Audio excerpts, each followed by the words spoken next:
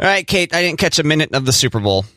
Not a minute. Not a minute. I was kind of exhausted last night. Went to sleep. I think I fell asleep before 7, in fact. No commercials. No national anthem. Mm-mm. Oh, man. Well, people always say, well, you can watch the commercials after the fact, or many times you can watch them before. Even. True. So it's not as big of a thing as it used to be, I feel like. The commercials, at least.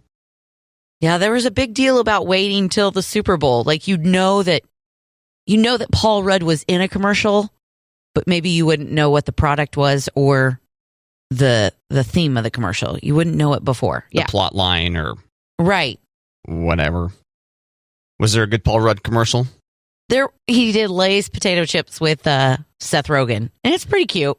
Okay. But like you said, I watched it before the Super Bowl game. So there were some good commercials. We did a carry out, and of course, everything was busy for carry out. So I missed like the first, I don't know. I missed all the pregame stuff, it seems like. So I missed the national anthem, but I went online and watched it because I love Mickey Guyton. But pretty good commercials. Pretty good game. Okay, I was going to ask about the game. Yeah, what happened there? Yeah, let's talk about the game. Yeah, the Bengals lost to the Rams in the last second, like it was 4th and 2 or 4th and 3, and they had to make a play, and the Rams stopped them with like 40 seconds left, and that was it. Well, Yeah. it was a good game, sounds like. It was, yeah. I was kind of rooting for the Bengals, though, because I learned this lesson early on. You root for the team that beat you so you don't look like you got beat by chumps. Exactly, correct. But it hurt to learn that as a child. Because you don't want to root for those stupid Bengals because they beat your team. But now I find myself telling my children that when they're talking about how much they hate the Bengals. I'm like, I know, guys, I know. But... Yeah, you're right. Important lesson for the children. Yes. Your team looks better if the team that defeated you goes on to defeat the next team. That's right. Any queso? Any fun party things? No, we didn't. We had basketball all weekend. So we were not prepared at all for Super Bowl snackies. I was late getting home because I ran to the grocery store and carry out. So we did sushi for dinner. So that was good. Yeah. Not a lot of people getting sushi for the Super Bowl? No, there's a lot of people. That's why the earliest time I could get was right when the Super Bowl started. So I was like, okay. Interesting. Yeah. Not a typical Super Bowl food item, but makes sense to me because people talk about how sushi dinners can just go on and on and on, right? What do you mean? Oh, they're like a point of conversation. You get together, especially if you go out for sushi. Mm-hmm. It's kind of a slow reveal of all the food, I feel like. Is it not? Oh, okay. Okay. No? No, no disagreeing at all. I just didn't. Yeah. I feel like a lot of times sushi is so good, but I can never get full. Except for last night. I think I had one piece and I was like, ugh, too much, too far. Yeah. One piece of sushi did you in? No. One piece too many. Sorry. Oh, okay. One piece too many. I'm going to say, I got to see this sushi roll. It's the size what of a piece is Chipotle it? burrito or what? Yeah. No, but Elliot has been talking about wanting to try sushi, so we got a couple of different rolls for her to try last night, and yeah, she was down. One with a big old raw piece of tuna on top? Yes. Oh, really? She was doing, we did it's called a tuna tower, but because it's carry out, it's not constructed. So she was eating the big pieces of tuna, which I was kind of excited that she liked it because she's trying new foods. And then I was like, hey, back off. That's my favorite. Okay, go back to the other ones. Scram, kid. Thank you. Yeah, but I made Finley try the tuna. And Finley's definitely, she's not a picky eater, but she is my pickier eater of the two. Oh, okay. And I made her try a piece of the tuna and she put it in her mouth and she's like, I don't like it. I'm like, well, you're going to chew it up and swallow it because you're not going to waste that. Oh, damn. Rude, Mom. Let her spit it out. Yeah, she couldn't spit it out and then you finish it? No. It's the other way when you baby bird. Mommy chews the food and then spits it in the child's mouth, not the child spitting the food in the mom's mouth. No reverse baby bird. No reverse baby bird. Damn it. Womp womp. Womp womp. Matt, do you send Valentines to members of your family? No. I think the last time I sent actually, I can't recall the last time I did a Valentine. I gave up. Okay. You? Okay. Yes. I knew that you did for like your children. Yep. But for your extended family as well? Well, like my mom's always really good about sending us Valentines. So I try to have stuff for my mom for Valentines. And when we had a dog, Rockney would get Valentines. So I'm one of the, I don't know, $700,000 spent towards pet Valentines. No, not 700,000, 700 million I spent. For pets. For pets. Oh my God. Yeah. For Valentines each year. $700 million? Yes. Holy. Is that just in the United States or is that worldwide? It does not say. I sure hope that's worldwide. Damn, that's a lot of money to spend.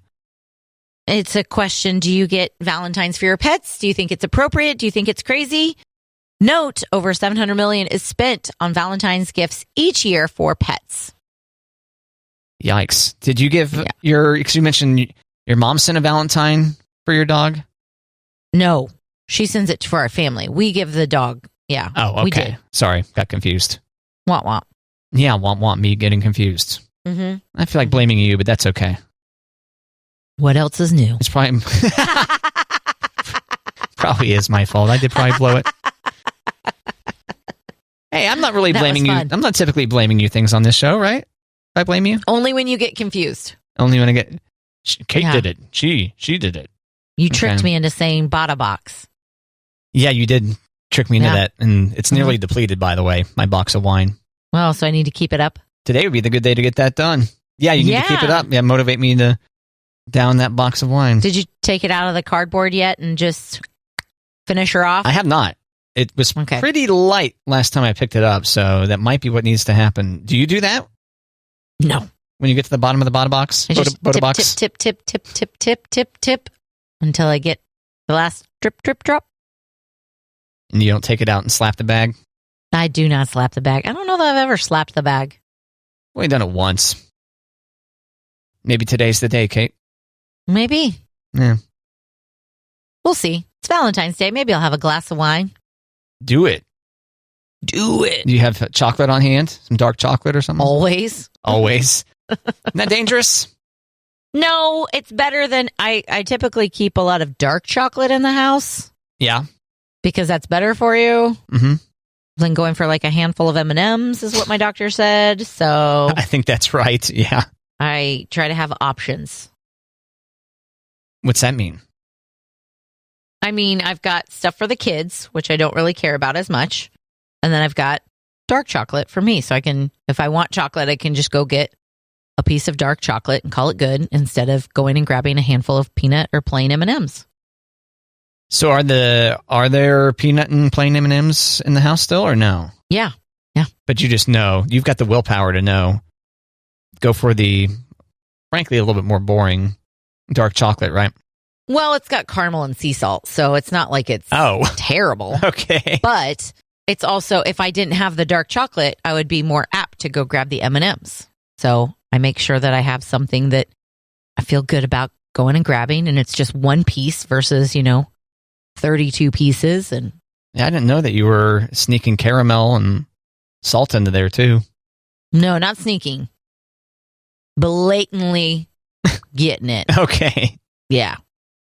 You just had dark chocolate for so long when you were talking about like, oh yeah, dark chocolate and wine. I figured it was just straight dark chocolate.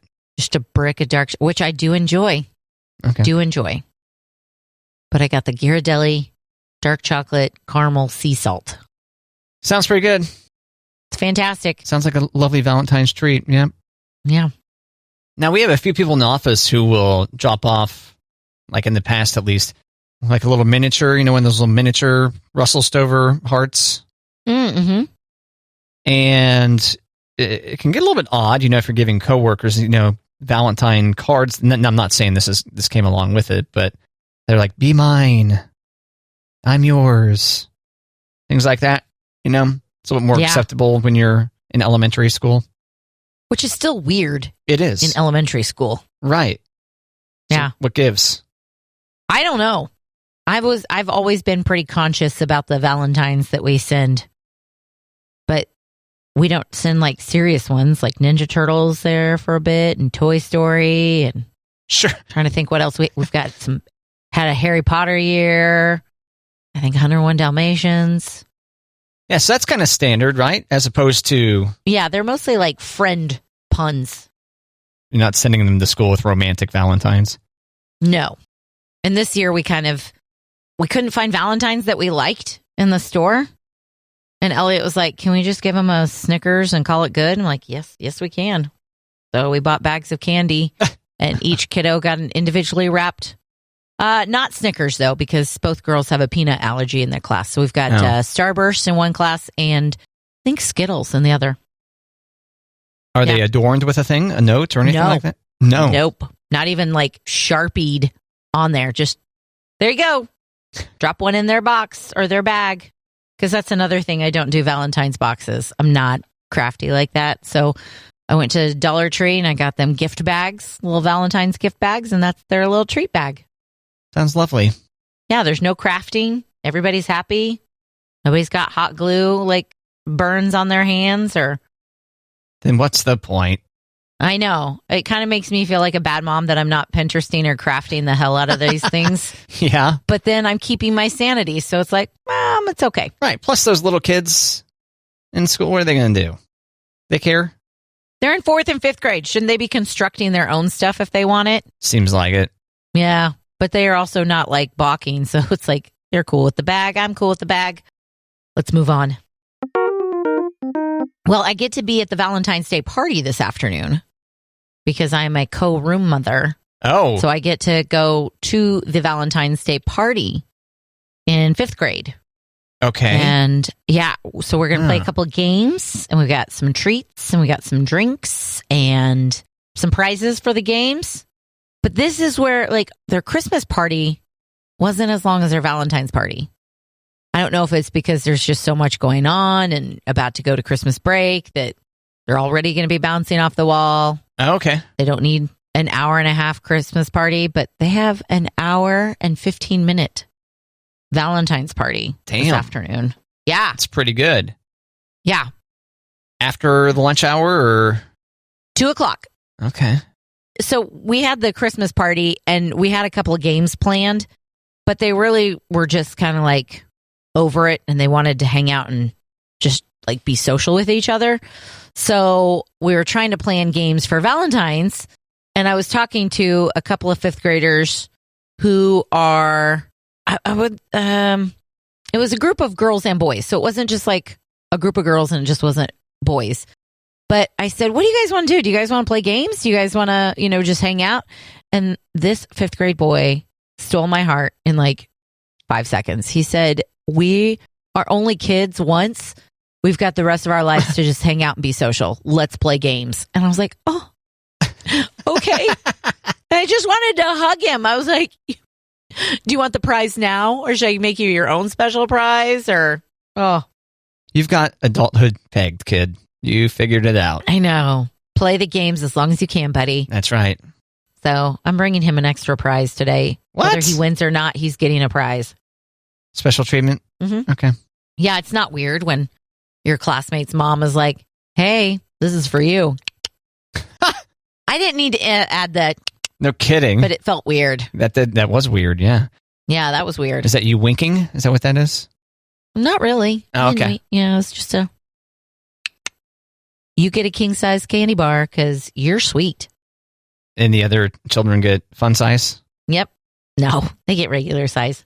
But this kid gets a jumbo one, or he just gets a second? He gets, no, okay. I bought him a jumbo, or I'm going to buy him a jumbo one. Okay. I'm gonna do it. Now, it would get really weird if I had like a stuffed animal and like a balloon or a rose attached. But I'm just going to be like, here's your king-size candy bar. Thanks for being sweet. Okay. That does sound weird, doesn't it? It does, yes. The thought is not weird. The intentions are not weird. But yeah, transport yourself to that moment and you're one of the other children.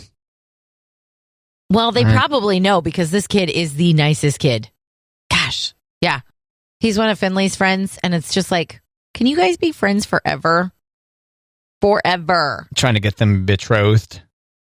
Not even betrothed. They don't need to be betrothed. If that happens, I'm not going to complain one bit because he comes from the nicest family, but he is just such a sweet kid.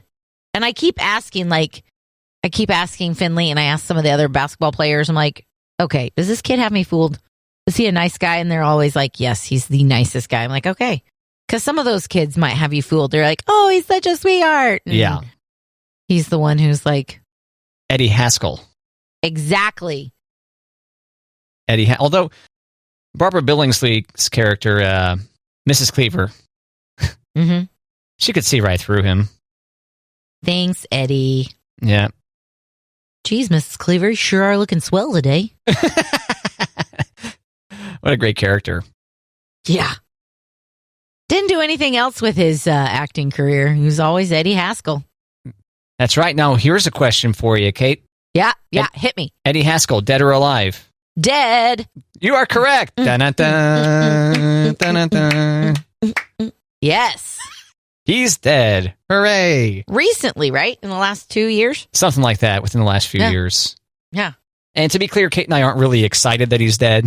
No, it's just that was not excitement. I just knew it was coming. I'm ready for that game, Matt. I'm ready for that game. Dun-dun-dun. Yeah, I need to figure out a good way to... Do I just need to start randomly thinking of old celebrities? There's got to be a way that I can find a list of... Yeah. Any celebrities. Oh, okay. Yeah, you're right, because they could have OD'd. Uh-huh. Like Gary Coleman, dead or alive? Dead. Not OD. Heart defect. Next. That's all I have in my brain right now. Okay. But stay tuned, dear listener, because coming soon to Matt and Kate, celebrity dead or alive. Yeah. Or maybe it will never come and we'll just put it in the middle of other bits from time to time. I don't know. Oh, the suspense, Kate. I know. Is it suspense for the listener or suspense for me? I want to play. I know. Yeah, I can tell. Yeah. Both. Probably more so for you. You're probably right. Oh, okay. Yeah. I can tell you're hyped for it. I am. Yeah. Matt, are you back on coffee? On the weekends. On the weekends, but not during the weekday. Yeah, non-work days. I get too tweaky and anxious. Okay. Around here. How many cups are you drinking on the weekend in one sitting or one day? They're pretty strong, so I would say 2 to 3 on a Saturday. 2 to 3 cups? Yeah. Yeah, I'll let myself have a Friday afternoon one also, like one on a Friday afternoon with whiskey in it, of course. Of course. And then, yeah, I might, if I'm going to have a lot of coffee on a day, it would be a Saturday. Right. But that's pretty much it. Once the work week's done, I allow myself, and many people think this is an insane thing to do, but hey, it works for me. That's all that matters. A study by Queen Mary University of London, they revealed that people who drink up to 3 cups of coffee per day are 12% less likely to die early. Oh. Now, they say moderate coffee drinkers are 17% less likely to suffer from cardiovascular disease. So you said up to 3? Yes. Couldn't that mean 0? I mean... This reminds me of the Boda box. On the Boda box, it says good for up to 30 days. Like, well, up to, that doesn't tell me anything. What do you mean it doesn't tell you anything? Up to, like, okay, how many cups of coffee do you drink? Oh, I drink up to 3 each day. Yeah.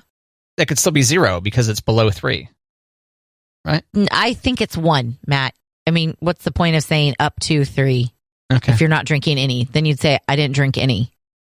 Okay, so they're saying anywhere between 1 and 3 cups of coffee a day may help you not die? Or may extend your life, I should say. Yeah, it's not a invincibility tonic. You can't just drink coffee and walk and get plowed over by a bus and get up just fine. No. Okay. And don't you feel like these studies, like there's always a new study that says, oh, turns out we were wrong about that, and now you shaved 10 years off your life for being a lifelong coffee drinker? Aren't we waiting for that study next? I mean, I feel like the studies lately, it's all things that don't apply to me, and so I'm kind of like, ooh, where do I land on that? Like drinking cups of coffee, or if you drink whiskey every night or Yeah. like all these. I'm like, Well, red wine shows up often. It does. It As does. a- But I mean, I'm not drinking red wine every night, but I mean, I'm not against it. Okay. Yeah, I think like coffee's not going to be as damaging to your internal organs if you overdrink coffee. Maybe, I don't know, can you get kidney stones maybe? I forget what coffee Maybe. might happen if you could go wild with it. Some people put away multiple pots of coffee each day and I'm like, how do you do that? That is wild. Maybe they don't make it as strong though. If you do a pot. Could be. Yeah. Since you do stronger cups, maybe they do more because they are not drinking as strong. I don't know. I prefer to think that they're just coffee addicts, like they might need to have an intervention or something. If that's what you prefer to think. That they're coffee junkies, yeah. Okay. Yeah, it's like, you're drinking coffee again? I'm so excited. I'm so excited. I'm so scared. Jesse! I told the girls so I've got allergy induced asthma, and if I can't get to my inhaler and I'm having a hard time breathing, my doctor told me to get some caffeine going. Get it, if you can get like a cup of coffee or if you can get like a pop or something. Really? Okay. Yeah, the caffeine will open your lungs. So I told the girls one time, like, if there's not pop nearby and I can't get my breath, get me a cup of coffee. And they're like, you have to really not be breathing to drink coffee, Mom. I'm like, I know, but I'm serious. I can't breathe. Get it. I still feel like maybe we can turn you into a coffee drinker. I'm good. I'm okay. Okay. Yeah. I don't like the idea of getting reliant on it every single day, but it is kind of a nice little change ball from. But people do. You know what I mean? Yes. And if I've already got enough things in my life, then I'm like, yeah, can't say no to that. I don't think I need to add any more. It's also a whole to do having to make a pot of coffee and all that. But you have a Keurig at home, right? We have a Keurig, yeah. And Monty's got the French press and the kettle and blah blah blue. But if I was going to do coffee, it'd be with the Keurig. It's too much work. Monty's very fancy. Yeah, he likes a good cup of coffee. I do too. If I'm going to have coffee, much like, well, it's a little bit different than empty calories because you're not going to pack it on. But if you're going to go coffee, you might as well have it be good. He doesn't do the good coffee during the week, though. It's almost like opposite. He does the Keurig during the week because it's fast, quick, get out the door. Yeah. And does the fancy stuff over the weekend. Yeah, I think that's the right way to go. Plus, that gives you something else to look forward to on the weekend. Mm-hmm. Coffee.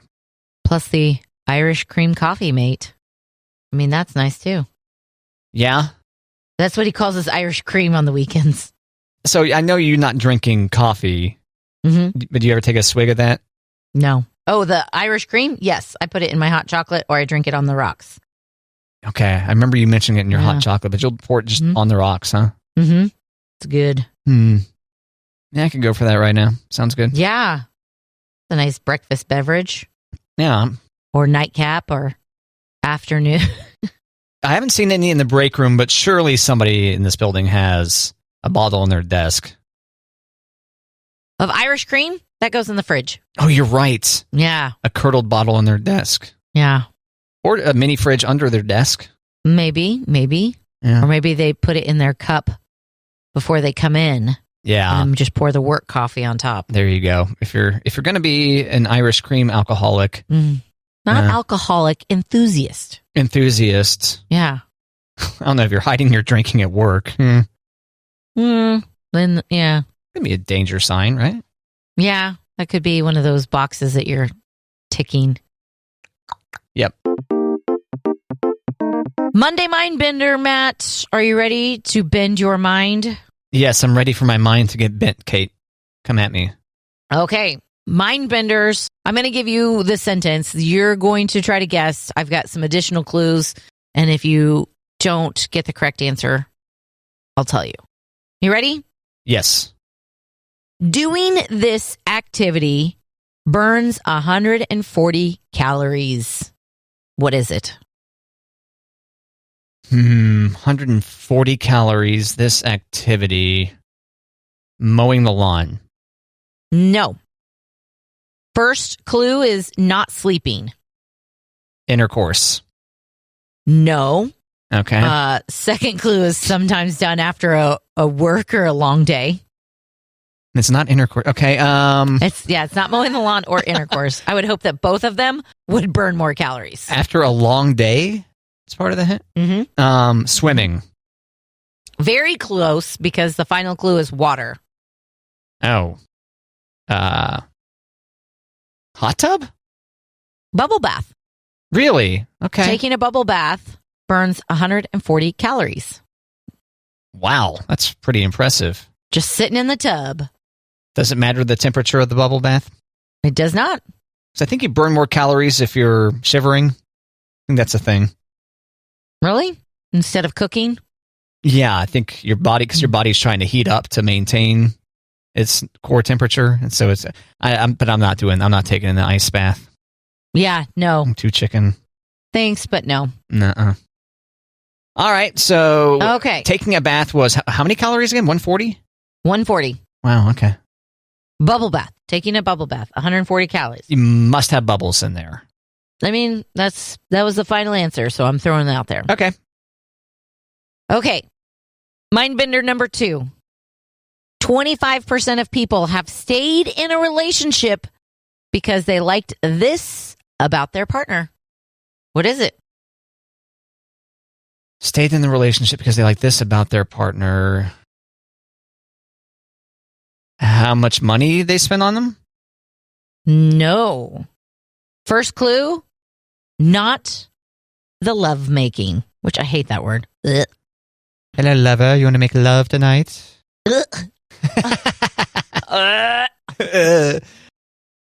Okay. That's your first clue. Like this about them. Their fashion sense. No. Second clue, their family. They like this about their partner, and it's not their family is a hint on the thing. It is not the answer. I don't know what that would.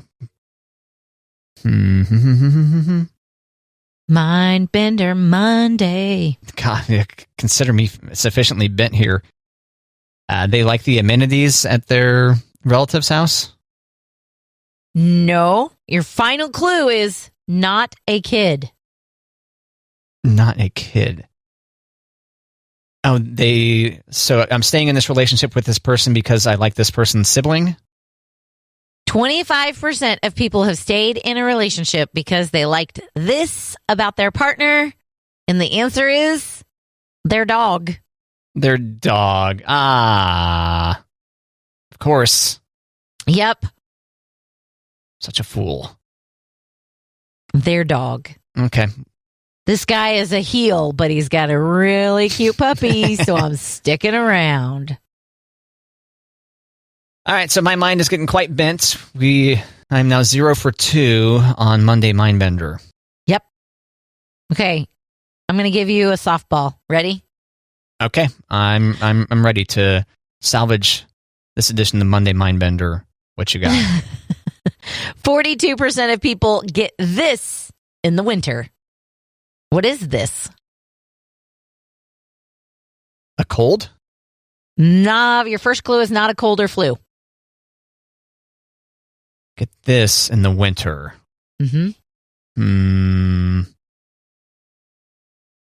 Bah.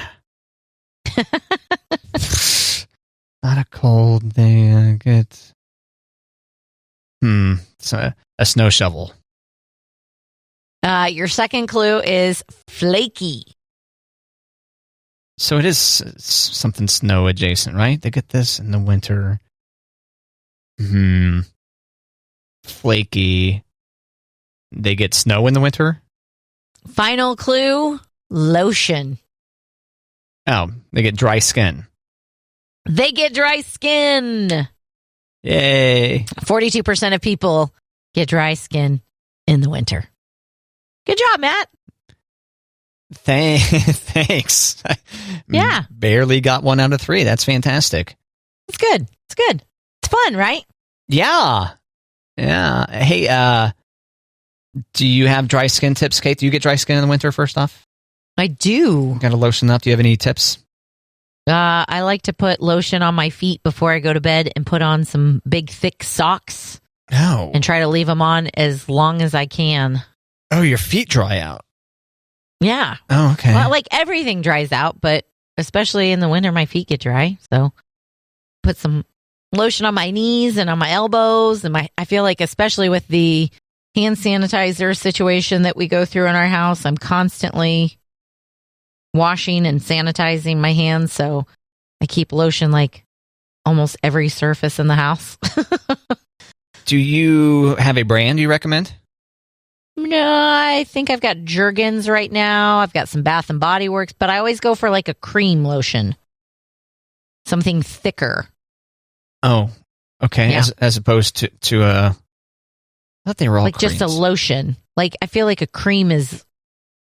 Oh, okay. Yeah. You have to dig your fingers into it to get it out, or is it still No, out of the bottle?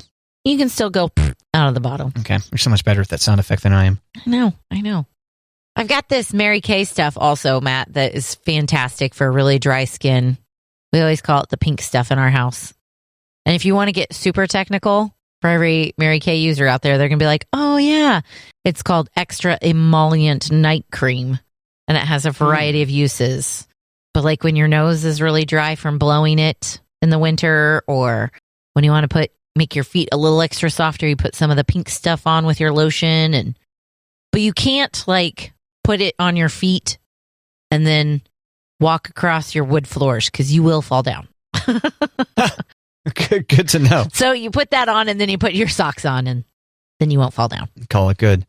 Yeah. Now, don't they say like lotion does a better job sealing in moisture than it does adding it? So apply after your shower or bath. Yeah, that's good. That's a good idea. I think that's good. Yeah. I have some Cetaphil lotion. Mm-hmm. I use, knockoff Cetaphil skin cleanser and to wash my face, and I'll use that lotion from time to time, if like just as needed. And oftentimes it's like an aftershave almost. But otherwise, I feel pretty good about things. Good. Yeah. So far, you never know. So far. One of these days, my skin may become a crackly mess, Kate. Maybe. Yeah. My mom gave us each we still get stockings at Christmas. Mm-hmm. And she gave us this little hockey puck size thing that's got lotion in there. Yeah. And it's called like working hands lotion. Is it green? Maybe. The container itself? Yeah. Yeah, I was going to say, I don't know what the actual lotion looks like because my hands don't work. My hands don't do things that would cause that to happen. So yeah, we have that in the bathroom. Monty uses his working hands lotion. I don't think it says man, but yeah. That's what we call it. Yeah, so when I saw that, I almost laughed at the idea of me actually working with my hands to cause some kind of issue. Mom, I just click a lot of buttons, right? Yep. So I'm keeping it around for a potential, you never know. You never know. It's good stuff. If I decide to pursue an exciting new career in worksmithing something, I don't know. Labor, in hard manual labor. Yeah. It's ready for me. Yeah. Yeah. Now, Monty's we've tried a lot of these lotions and stuff for his hands because he works outside and his hands get pretty gross. I shouldn't say gross, kind of painful, with like cracks and. Yeah. Like splitting nails and stuff like that. Yeah. So, my mom is actually, I think she found him that stuff, that working hands. Oh, okay. Hockey puck. Moms figure it out, huh? Moms are good gift givers. Yep. Dads? Just show up. Yeah. You made sure to put my name on that gift too, right? Thanks. Sign the card for me. Yeah.